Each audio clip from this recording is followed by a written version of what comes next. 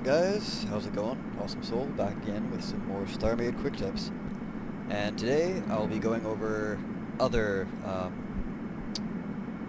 blocks that you can add together, because I know in my first video I showed off how to do the power system and how to get the most efficient way out of that, but I didn't show off any of the other blocks.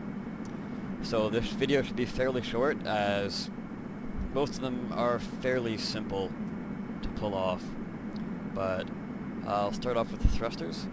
So if we add some here, we now have 6.4 thrust, and if I add one over to here without connecting them, you'll get 8.6, but if you do connect them, you'll get 9.1. So that doesn't seem like too much now, but if you had a larger thruster, it'd be a lot more efficient to have a single large thruster connected rather than having two on the side. So that's the thrusters. Next up is the shield, which is basically you just want to stack them anywhere on the ship. It doesn't matter if you connect them or not. So if I add that out there, I'll get 210 seconds recharge, and over here I'll get the exact same amount. So it doesn't matter where you place the shield units on the ship. You can have like single units scattered all over, as long as they're connected to the ship in some way, then you'll get the shield from that. For the power units, I have gone over that already in a previous video. I'll link that on the screen for you. Then we got the tank. So the tank functions like the thruster. Basically you want to connect them together. So I got an extra 6.7 from doing that, and adding that I have an extra 10.2, and then if I connect them I'll get 16.7, so it's a considerable amount. So what I usually tend to do is, if you have watched the power efficiency video, I tend to fill in the empty space with these and try and connect them all together. Just sort of create a shell of these around it if necessary. Just something to think about. It's always nice to experiment. And then come up to the missiles. So there's three types of missiles in Starmade. There's a homing missile, heat-seeking, and then dumbfire. So the SDBB is the target locking missile. And with all missiles, you want to set up your computer and then make sure they're all touching.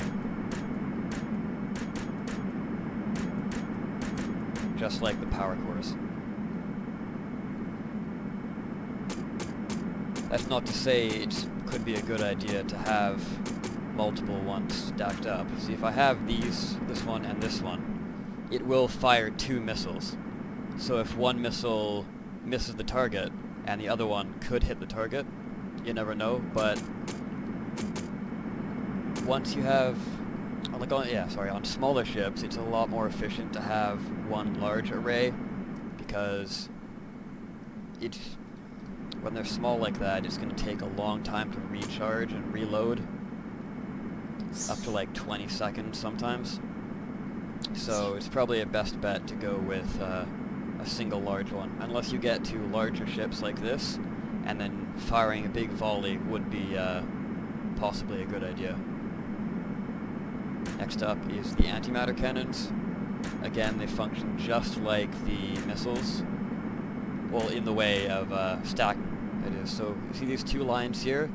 It would then fire off two lasers, but they would be a lot slower than, say, firing a single one that were all connected together. So on smaller ships, it's not that big of a deal if you have 2 rows or more of the lasers. You could be slightly more accurate if you have a big scatter shot, but again, that would be fairly weak. So again, just something to think about and experiment with. Finally is the salvage cannon and all of the other beam weapons. So for these ones, you want to create as long a row as possible. Stacking things on the side won't make a difference at all. So notice how these two blocks aren't touching faces. So that would then have one beam coming out of here and a second beam coming out of this one.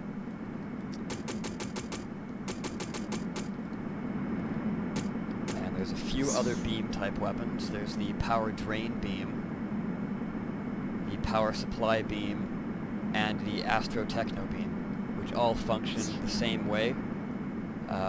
So you want to create as long a row as possible. And that's going to wrap up this episode.